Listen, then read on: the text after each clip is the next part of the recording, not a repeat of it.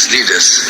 Why? Because they believe in peace, they believe in justice, they believe in humanity, they believe in human dignity. The air was heavy that evening, not with storm or dust, but with a silence that seemed to hold its breath.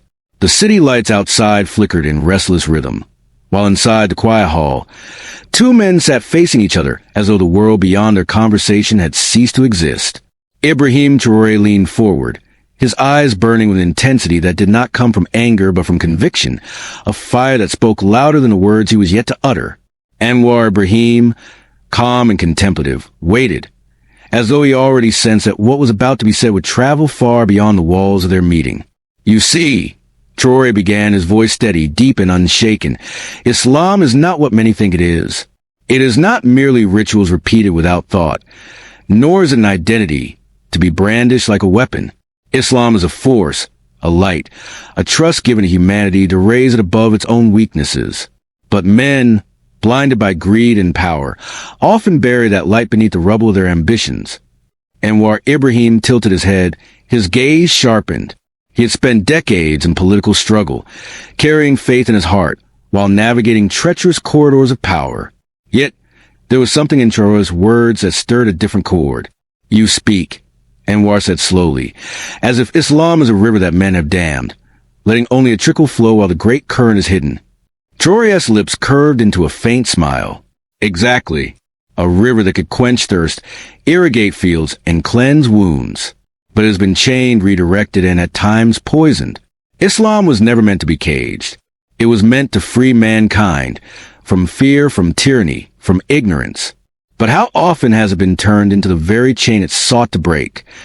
The words hung in the air like the echo of a bell. The silence after them was not emptiness, but weight. ANWAR closed his eyes briefly, as though replaying his own memories. Moments of betrayal, of imprisonment, of finding solace in prayer while walls pressed in. When he opened them again, his voice carried a tremor of both pain and strength. "And yet, IBRAHIM, people cling to the shadows of Islam, to the outer shell. They fight over appearances, while the essence slips through their fingers." Traoré leaned closer, lowering his voice, as if sharing a secret not meant for the ordinary ear. "That is because essence is dangerous, brother. Essence gives people power, the kind that rulers fear, the kind that empires cannot chain. If every man and woman knew what Islam truly asked of them, the world of oppression would crumble overnight. And so, the essence is buried, and people are fed fragments. But the fragments cannot nourish the soul." ANWAR felt a shiver. He was no stranger to rhetoric, but this was not rhetoric. It was raw conviction. "Tell me then," he whispered, "what is this essence you see so clearly?" Traoré's eyes glistened, not with tears, but with the weight of truth pressing against them. "It is surrender, yes, but not the kind of surrender taught by tyrants. It is not bowing to men, nor to fear, nor to wealth. It is surrender to the one, the unseen, the timeless. It is freedom. To stand in prayer is to declare rebellion against every false master. To fast is to remind the body it cannot enslave the soul. To give in charity is to break the hold of greed. To seek knowledge is to destroy the fortress of ignorance. That is Islam, not a slogan, not a cloak, but a revolution of the heart." The words rolled like thunder, not in volume but in force. ANWAR's heart pounded, as if each word was knocking against the doors of memory, awakening parts of him dulled by years of politics and battles. He whispered, "And what of those who use Islam to justify cruelty, to sow division, to build their own thrones?" Traoré's hand tightened into a fist, then released. His gaze turned fierce, unflinching. "They are the greatest betrayers. They wear the garment of faith, but strip it of its soul. They use the name of God to silence justice, but justice itself is God's command. They use religion as a mask, but behind it is only hunger for power. Yet even they cannot kill the truth. The truth burns silently, and when the right heart touches it, it spreads like fire through dry grass." The hall seemed smaller now, as if the words themselves had drawn the walls inward. ANWAR sat straighter, his fingers tapping lightly against the table, as though trying to ground himself in the moment. "You speak of fire, of freedom, of essence. But tell me, IBRAHIM, how does one awaken the hearts drowned in distraction? How does one lift the veils when people themselves have grown comfortable behind them? Traoré exhaled slowly, his gaze drifting upward, as though seeing beyond the ceiling. You do not tear the veil with force. You kindle the light within. A single lamp in a dark room makes men question the darkness. You live Islam not in slogans, not in rigid debates, but in justice, in mercy, in courage. When people see the living flame, they remember their own. And once the flame is remembered, no veil can hold forever. Anwar's eyes softened, his voice lowering to a murmur. It is easy to speak these words, but the world is harsh. Corruption is deep. Tyranny is merciless. The masses are weary. Traoré's reply was immediate, a storm breaking without warning. That is why Islam came, not to be a comfort for the complacent, but a weapon for the weary. The Prophet, peace be upon him, did not bring words to decorate scrolls. He brought words to move mountains, to awaken the slave, to humble the king, to unite tribes who bled each other for centuries. If we have reduced Islam to ceremony, then we have betrayed him. Islam is not chains, it is the key. A silence followed, so profound that even the hum of the city outside seemed muted.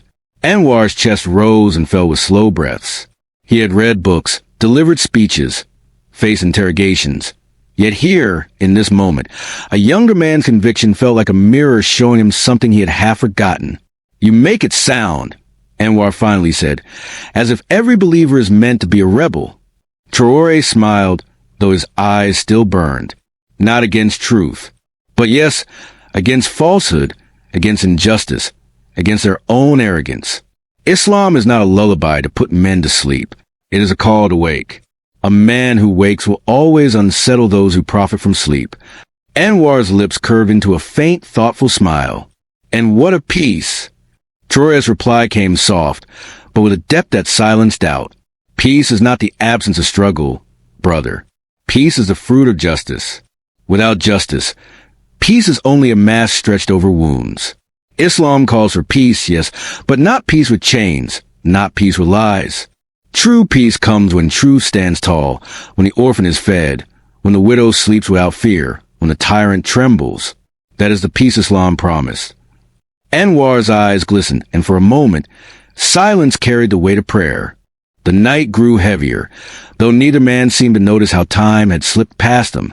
The stars outside hid behind drifting clouds, as if reluctant to intrude upon the gravity of their exchange. The silence between them was not void but alive, like the space between verses of Revelation, where the heart absorbs what the tongue has just released. Anwar Ibrahim rested his elbows on the table, his fingers steepled, his expression caught between contemplation and surrender. He had lived long enough to hear countless speeches, to endure endless debates, to be showered with promises and betrayals alike. Yet in the burning words of the young Burkinabe leader across from him, there was no performance, only fire. A fire that could consume or purify, depending on how close one dared to draw. You remind me. Anwar finally spoke, his voice hushed, of the stories of companions. Men who came from desert sands, who had nothing. Yet the moment they touched Islam, they shook empires. What do you think made them so different from us? We recite the same verses, we perform the same prayers. Yet their Islam conquered hearts, while ours often struggles even to conquer our own weakness. Traoré's eyes sharpened, and his words flowed like a blade cutting through fog, because they did not treat Islam as heritage, but as life itself. To them, revelation was not a tradition. It was an earthquake. When the Quran said, "Stand for justice even against yourselves," they stood. When it said, "Do not consume the wealth of the orphan," they trembled. When it said, "There is no superiority of Arab over non-Arab," they shattered their pride.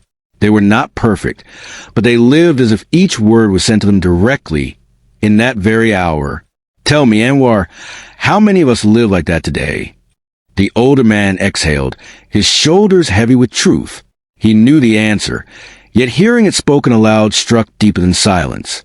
We read, he said slowly, but too often for argument, for display, or for comfort, rarely for transformation.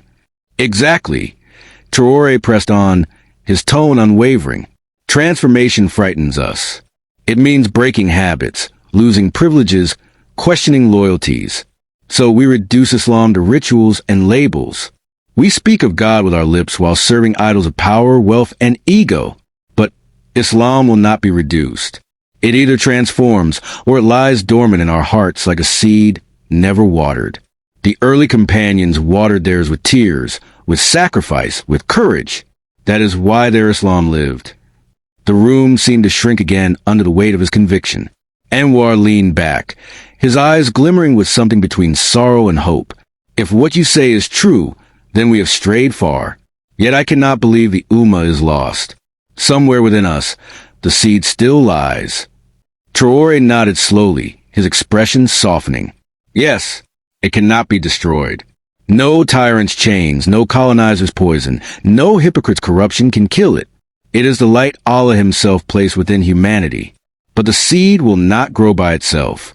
It needs men and women willing to break the soil, to pour the water, to endure the sun and the storm. That is a jihad of our age, not of swords, but of hearts. Anwar's lips curved into the faintest smile. You speak like a man far older than your years. A shadow passed through Traoré's eyes, but he answered with calm. It is not age, brother. It is urgency. My people do not have the luxury of waiting. They are starved, exploited, abandoned. If Islam is only words, it will not save them. If Islam is lived, it will be their rope out of darkness. That is why I cannot afford illusions. I must speak what is, not what is convenient. For a long moment, neither spoke. The sound of the clock in the far corner became the only witness to their silence. Anwar broke it at last, his tone softened by the vulnerability of confession. In my years, I have tasted both the bitterness of prison and the sweetness of power. I have seen how men praise you when you rise and forget you when you fall.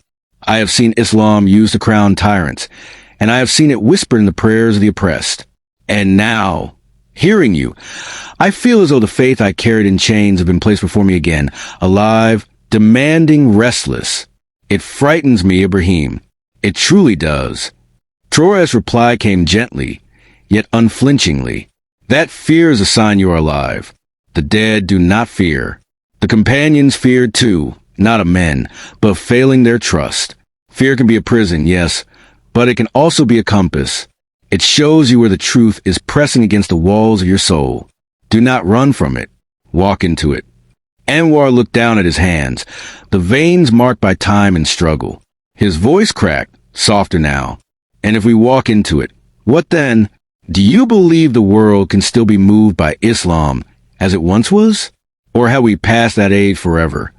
Traoré's face lit with something that was neither naivety nor arrogance, but certainty. The world is thirstier now than ever. Look around, nations drowning in greed. Families shattered by materialism, youth searching for meaning in shadows. The world does not reject Islam. It has not yet truly seen it. When it does, not through speeches but through living examples, it will come rushing like a parched traveler to water. The age is not past. It is waiting. The words rang like a prophecy, and for a heartbeat Anwar felt himself believing, not as a politician, but as a servant of God. His chest tightened with something he had not felt in years, a yearning, sharp and undeniable. You remind me, he said softly, that faith is not to be carried like a burden, but to be unleashed like a force. Traoré's eyes glimmered, and for the first time his smile widened.